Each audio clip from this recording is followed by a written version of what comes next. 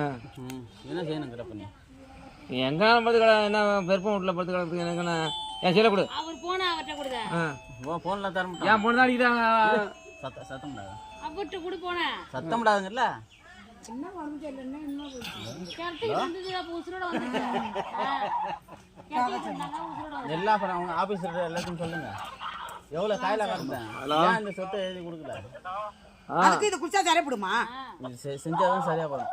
Hello யாருங்க? அதுக்கு ஆபீஸரே கேளு. நீ என்னதான் நீங்க சொல்லுங்க. வீட்டுல பிறந்தமா பிறக்கலையான்னு கேளு. நம்ம எல்லாமே கேட்கலாம். அவங்க வந்து உத்தரவு முடியும்னா இவ்வளோ கிடைக்கும். அதுக்கு நான் இடமும் நான் செட் பண்ணிட்டேன். சரி புரியுதுங்களா? சார்கிட்ட சொல்லியிருக்கேன். அதை நீங்கள் பண்ணி கொடுத்தீங்கன்னா ஓகே தான். சரி கட்டிருந்தான் கட்டிருந்தான் நினைக்கிறேன். ஹலோ